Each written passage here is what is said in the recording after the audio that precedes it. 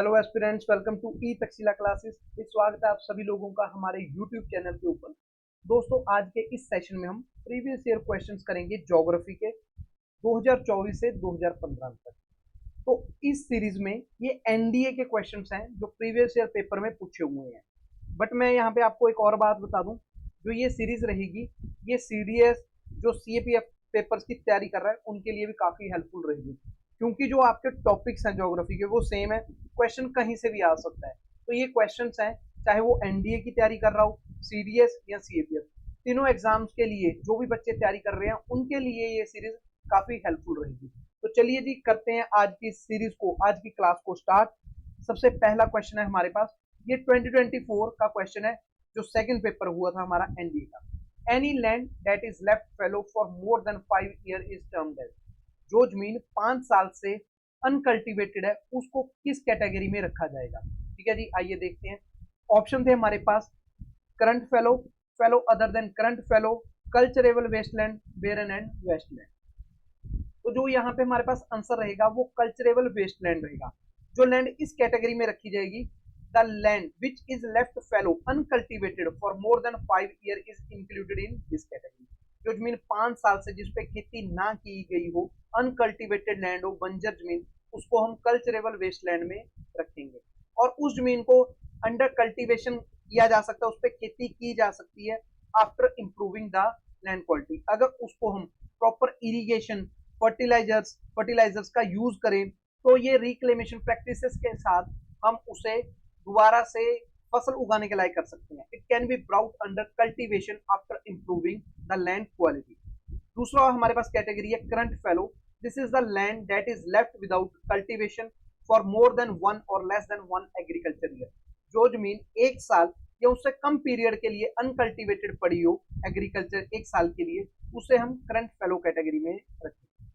फैलो other than current फैलो, ये भी वो कल्टीवेटेड लैंड है जो 1 साल से ज्यादा टाइम के लिए अनकल्टिवेटेड है या 5 साल से कम टाइम के लिए अनकल्टिवेटेड है। तो उस लैंड को हम fallow other than current fallow category में रखेंगे। अगर यही 5 साल से ज्यादा का टाइम हो जाता है उस जमीन को, तो फिर वो कल्चरेबल वेस्टलैंड में आ जाती है। लास्ट है हमारे पास कैटेगरी वेरन एंड वेस्टलैंड।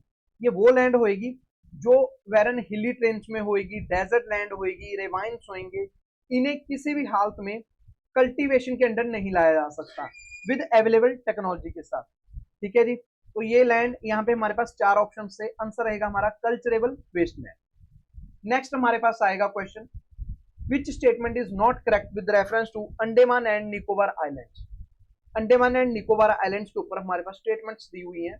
यहाँ पे सबसे पहला ऑप्शन है climate is humid tropical coastal climate. जो क्लाइमेट है ह्यूमिड, बिल्कुल जो अंडमान निकोबार आइलैंड्स हैं वो चारों तरफ से उसके पास सी ही सी है, तो वहां पे जो क्लाइमेट होएगा वो ह्यूमिड होएगा, ट्रॉपिकल कोस्टल क्लाइमेट देखने को मिलेगा। Maximum rainfall occurs between March and April. जो सेकंड स्टेटमेंट है इसको कुछ टाइम के लिए हम होल्ड में रखते हैं, पहले तीसरी स्टेटमेंट देखते हैं। Andaman and Nicobar islands are separated by 10 degree channel. जो अंडमान निकोबार आइलैंड्स है, मेन अंडमान और निकोबार, इन दोनों को 10 डिग्री चैनल से ही सेपरेट किया जाएगा।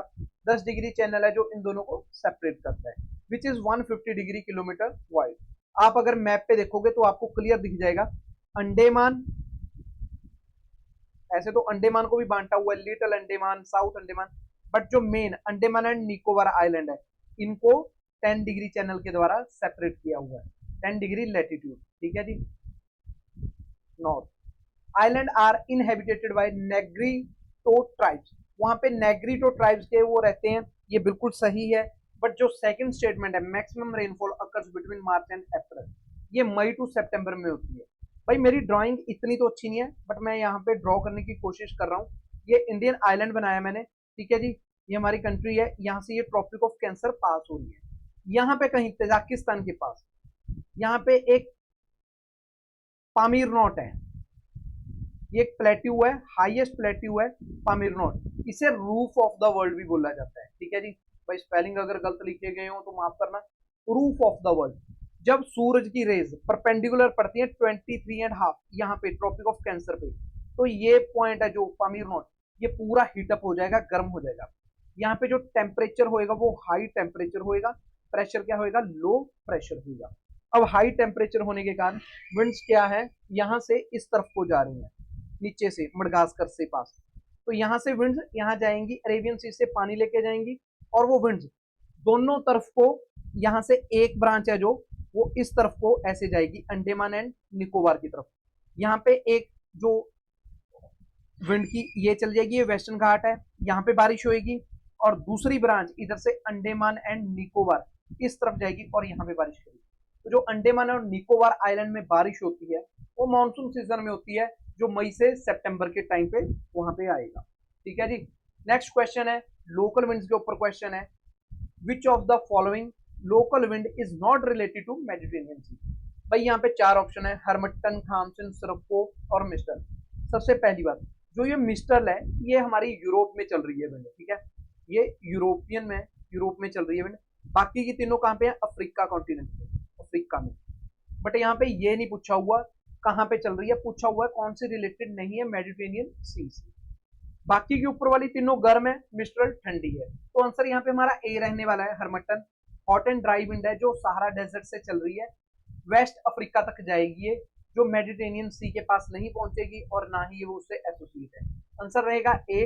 बाकी की अगर मैं विंड्स की बात करूं, खामसिन, ये भी हॉट एंड ड्राई विंड है जो सहारा डेजर्ट से चल रही है इजिप्ट, और ये मिडल ईस्ट की तरफ जा रही है, जो ईस्टर्न मेडिटेरेनियन सी के तक पहुंचेगी।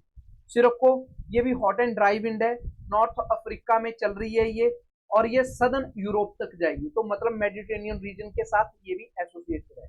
जो मिस्ट्रल है ये स्ट्रॉन्ग और कोल्ड विंड है, ये नॉर्थ से आ रही है, रोन वैली, इसके कारण फ्रांस में और ठंडी हो जाएगी, तो ये भी मेडिटेरेनियन सी के साथ एसोसिएटेड है।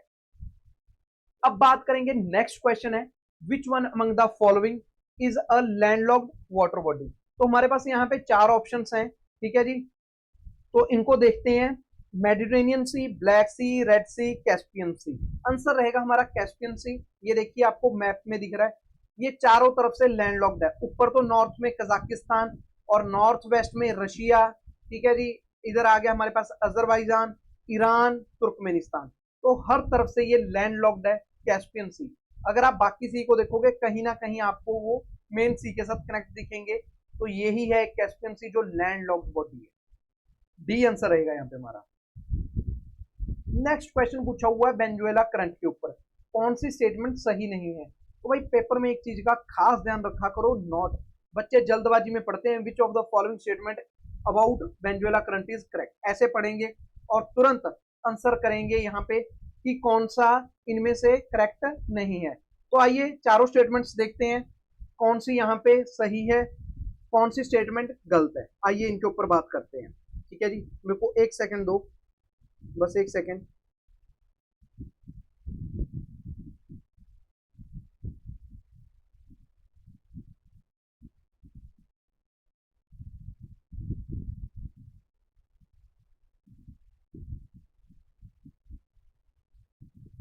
आइए, it influences the climate of west coast of North America. मैं इसको भी आपको मैप के ऊपर ही दिखाऊंगा, ये ठंडा करंट है, गर्म करंट है।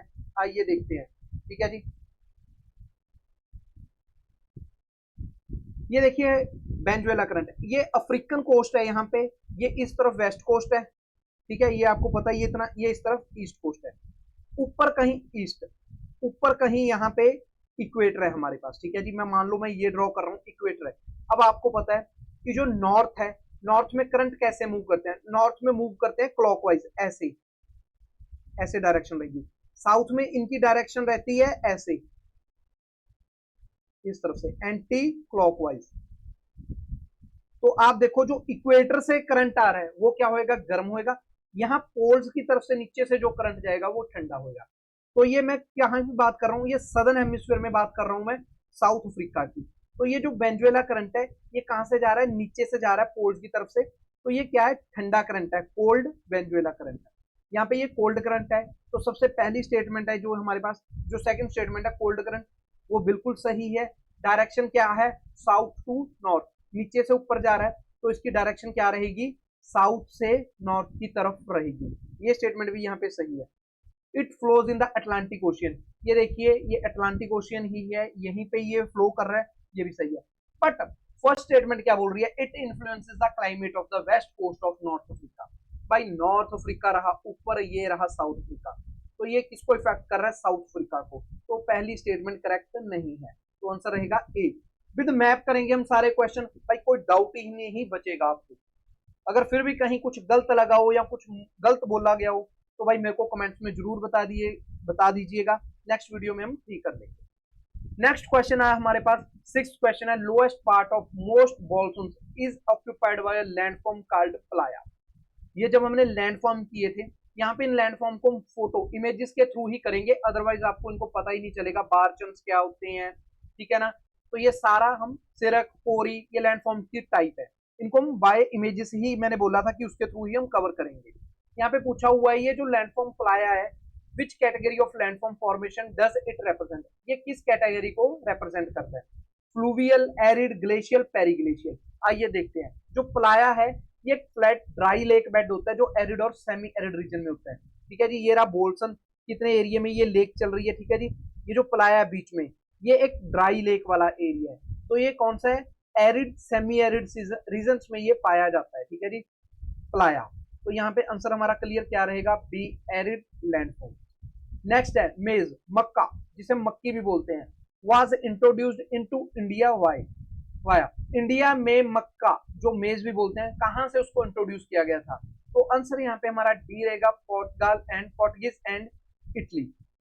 जो ये इंट्रोड्यूस की गई थी इंडिया को, ये पोर्टुगीज एंड इटालियन ट्रेडर्स के द्वारा इंट्रोड्यूस की गई थी 16th सेंचुरी में। और ये जो ट्रेडर्स थे ये इंडिया लेके आए थे ये मक्का को, मेज को, फ्रॉम द अमेरिका, जहां से इसको लाए थे वो था अमेरिका। लेके कौन आया था, Portuguese and Italian traders during the 16th century. Next question है, यहाँ पे हमारे पास हिमालयन पासेस का पेयर दिया हुआ है और बताया हुआ है कौन सी रेंजेस में वो हैं। यहाँ पे हमने बताना है कि कौन सा करेक्टली मैच है। सबसे पहले जोजिला बताया हुआ है जो ग्रेटर हिमालय में है, बानीहाल, पीर पंजाल, फोटूला, लद्दाख, खारदुंगला, काराकोरम। तो यहाँ पे आंसर हमारे पास मित्रों सी रहेगा। आइए देखते हैं कहाँ कहाँ पे है। जोजिला ये ग्रेट हिमालयज में बिल्कुल सही है, ये कनेक्ट कर रहा है श्रीनगर टू ले इन द जम्मू कश्मीर। बानीहाल ये भी पीर पंजाल में ही है, कश्मीर वैली को जम्मू रीजन के साथ कनेक्ट करेगा। तो पहले दो तो बिल्कुल सही थे, बट जो फोटूला पास है ये कहाँ पे है, ये जस्कर रेंज में है। यहाँ पे ये बताया हुआ है लद्दाख में, ठीक है जी। तो ये है कहाँ पे, जस्कर में। श्रीनगर को कारगिल और लेह के साथ कनेक्ट करता है। खारदुंगला कहाँ पे है, ये लद्दाख में है, यहाँ पे बताया हुआ है काराकोरम रेंज में। तो ये दोनों नीचे वाले हमारे क्या है, गलत बताए हुए हैं। कहाँ पे है, ये लद्दाख में है खारदुंगला, ये कनेक्ट कर रहा है लेह को नुब्रा वैली के साथ। नेक्स्ट आइए, नेक्स्ट बात करेंगे हम ब्लैक कॉटन के ऊपर है, ब्लैक कॉटन सॉइल, ठीक है जी। ब्लैक सॉइल के ऊपर है क्वेश्चन ये, which one among the following statement with reference to the black cotton soil of India is not correct. Black cotton soil are also called regur soil, उसे regur soil भी बोला जाता है, बिल्कुल सही। ब्लैक सॉइल को रेगुर सॉइल बोला जाता है। They are highly moisture retentive soil, तो ये स्टेटमेंट भी सही है। They are rich in lime, they are these soils have less clay factor and hence can support a wide variety of crops and vegetables। भाई अब थोड़ा ध्यान देने की जरूरत है, यहाँ पे लिखा हुआ these soils have less clay factor, भाई हाई क्ले फैक्टर है तभी तो वो क्या है, हाईली मॉइस्चर रिटेंटिव सॉइल है, तभी वो सपोर्ट करेगी a wide variety of crops and vegetables को। देखिए they are highly moisture retentive soils due to high clay content, high clay content ही है यहाँ पे जिसके कारण ये मॉइस्चर को होल्ड करेगा, making them suitable for certain crops. तो जो लो क्ले फैक्टर होएगा उसके कारण लेस मॉइस्चर रिटेंटिव क्या होएगा, इसकी स्पेशलिटी होगी, जिस कारण ये वाइड वैरायटी ऑफ क्रॉप्स को नहीं सपोर्ट कर पाएगा। तो यहाँ पे जो डी ऑप्शन है ये हमारे पास गलत है, रेगुरु से बोला जाता है। ये डेक्कन लावा से बनी हुई होती है, लावा फ्लो से, ब्लैक इन कलर होगी। ये इमेज में आपको सब कुछ दिख रहा है। ये एलुविलियल सॉइल है, ये एरिड डेजर्ट सॉइल है, ऊपर हमारे पास फॉरेस्ट माउंटेन सॉइल है, और ये जो मार्क्ड प्रोपोर्शन है ब्लैक सॉइल वाला, महाराष्ट्र वाला एरिया, डेक्कन प्लेट्यू, ठीक है, ये सारा एरिया इसी में आएगा। डेक्कन लावा से बनी हुई सॉइल है। ये देखिए गुजरात में भी यहाँ पे कुछ पार्ट्स आपको देखने को मिलेंगे, तो याद रखिएगा यहाँ पे ये हाई क्ले कंटेंट होता है इसमें, ठीक है जी। बिल्कुल सिंपल सा यहाँ पे इतना सा डाउट है, the soils have less clay factor. देखो बस यही एक एरर था, पूरी स्टेटमेंट सही थी, तो आपने पूरा ध्यान से पढ़ना है स्टेटमेंट को। 10th क्वेश्चन है, हाइड्रो पावर प्लांट्स दिए हुए हैं और बताया हुआ है कि वो कौन सी स्टेट में, हमने करेक्ट मैच करना उनको। ठीक है जी, दोयांग, गोमती, कपिली, रनगनदी। तो ये यहाँ पे बताए हुए कौन सी स्टेट में है। सबसे पहले दोयांग देखेंगे, ये कहाँ पे है, ये नागालैंड में है। Doyang hydro electric project is NTPC NWPCO on hydro power project situated on the river Doyang. तो Doyang hydro electric power project Doyang river पे ही है, कहाँ पे, नागालैंड में। गुमती हाइड्रो पावर प्रोजेक्ट कहाँ पे है, ये साउथ त्रिपुरा में है। और Kopili hydro electric power project ये कहाँ पे है, ये असम में है, कोपिली रिवर के ऊपर ही है। जो रानगनादी हाइड्रो इलेक्ट्रिक पावर प्लांट है, ये कहाँ पे है, ये है अरुणाचल प्रदेश में। तो भाई ये याद रखिएगा, हाइड्रो पावर इलेक्ट्रिक प्रोजेक्ट पे, बायोस्फीयर रिजर्व पे क्वेश्चन पक्का पूछा जाता है। कई बार हाइड्रो इलेक्ट्रिक प्रोजेक्ट पे पूछ लिया जाएगा, कई बार रिवर्स के ऊपर, डैम के ऊपर पूछ लिया जाएगा, कई बार बायोस्फीयर रिजर्व के ऊपर क्वेश्चन पूछ लिया जाएगा। 11th क्वेश्चन है हमारे पास साइक्लोन्स के ऊपर, और बोला हुआ किस साइक्लोन को किस कंट्री में किस नाम से बुलाया जाता है। सबसे पहले याद रखिएगा विली विली, क्योंकि ये सिंपल है, डब्ल्यू से विली, डब्ल्यू से वेस्टर्न ऑस्ट्रेलिया, तो विली विली का क्या हो जाएगा, ऑस्ट्रेलिया। और उसके बाद टाइफून, ये कहाँ पे रहेगा, ये चाइना और जापान सी में बोला जाता है टाइफून। मैं यहीं से देखता हूँ करके, ए बी सी और डी। हैंड राइटिंग थोड़ी ज्यादा अच्छी है, बट आप मेरे को पता समझ जाओगे। तो जो ये विली विली है, ये कहाँ पे है, ये ऑस्ट्रेलिया में बताया मैंने, टाइफून्स बताया मैंने चाइना में। तो बी का 1, बी का 3, डी का 1 ऑप्शन में देखते हैं। बी का 3 इसमें भी है और डी का 1, बी का 3 और किसी में है नहीं, तो आंसर वैसे हमारा ए बन जाएगा। हरिकेन्स बोला जाता है कहाँ पे, यूएसए में, बुई बोला जाता है फिलीपींस में। तो यहाँ पे आंसर हमारा ऑप्शन ए रहेगा, बिल्कुल सही है। आप यहाँ पे देख सकते हो हरिकेन्स कहाँ पे बोला जाता है, ये बोला जाता है अटलांटिक सी में, वेस्ट इंडीज और USA, typhoon Japan sea, China sea, willy willy western Australia, cyclone Indian ocean की तरफ बोला जाता है, बुई बोला जाता है फिलीपींस में। नेक्स्ट क्वेश्चन है इंडस रिवर सिस्टम के ऊपर। The Sutlej originates in the Tibet where it is known as Langchen Khambab. Sutlej एक क्लासिक एग्जांपल है एंटीसीडेंट रिवर की। एंटीसीडेंट मतलब ये बहुत पुरानी, हिमालयस के बनने से पहले, माउंटेन से पहले से, जो आज भी अपनी ओरिजिनल फॉर्म में चल रही है। तीसरा ऑप्शन है Jhelum is the largest tributary of Indus system. तो आइए इसको बाय मैप देखेंगे। ये रही हमारी इंडस रिवर, ठीक है जी, ये ऊपर सबसे, ये कहाँ से आ रही है, ये चाइना की तरफ से आ रही है, तिब्बत से, लेक मानसरोवर से। तो यहाँ पे इसका नाम क्या लिखा हुआ है, ओरिजिनेट इन तिब्बत, यहाँ तक सही है। और इसका नाम है लांगचेन खंबाब, बिल्कुल सही स्टेटमेंट है ये। जिस ऑप्शन में 1 आ रहा है वो हमारा आंसर होगा। तो बाकी तो देखो सिद्धि मित्रों एलिमिनेट होगी, आंसर हमारा यही बन रहा है, बट और स्टेटमेंट्स भी देखेंगे। एंटीसीडेंट रिवर है, बिल्कुल ये हिमालय से फॉर्मेशन के पहले से चल रही है और अपनी ओरिजिनल फॉर्म में चल रही है। जेलम को लार्जेस्ट ट्रिब्यूटरी बताया हुआ है। अगर देखिए जेलम ये स्टार्ट हो रही है यहाँ से जम्मू कश्मीर से, और चेनाब इसकी आप देखोगे आपको मैप में ही पता चल रहा है, यहाँ पे ये लार्जेस्ट ट्रिब्यूटरी है। जेलम क्या हो जाती है, चेनाब में मर्ज हो रही है यहाँ पे आके। तो जेलम क्या है, चेनाब की ट्रिब्यूटरी है। तो चेनाब आगे जाके मिलती है किसमें, इंडस में। तो याद रखिएगा इंडस की लार्जेस्ट ट्रिब्यूटरी कौन सी है, चेनाब, ठीक है जी। तो थर्ड स्टेटमेंट है जो रॉन्ग है, तो आंसर रहेगा 1 and 2 ओनली। नेक्स्ट क्वेश्चन है which of the following is an example of both an igneous as well as metamorphic rock. Options are gabbro, geyserite, gneissoid, granite. तो यहाँ पे ग्रेनाइट हमारा आंसर रहेगा। ये primary form, granite is primary formed as an igneous rock. जब magma धरती से नीचे से निकलता है तो लावा बोलेंगे, जब बाहर आएगा, जो वो धीरे धीरे ठंडा होएगा बीनीथ द अर्थ सरफेस, उसको क्या बोलेंगे, ग्रेनाइट, वो फॉर्म में आ जाएगा। However under intense heat and pressure, तो वो क्या हो जाएगा, अंडरगो मेटाफॉर्मिज्म टू ट्रांसफर इनटू जिनेसिस। तो ग्रेनाइट है जो इग्नियस और मेटाफॉर्मिक दोनों की एक परफेक्ट एग्जांपल है। आंसर रहेगा option D. Where is the Coriolis effect the largest.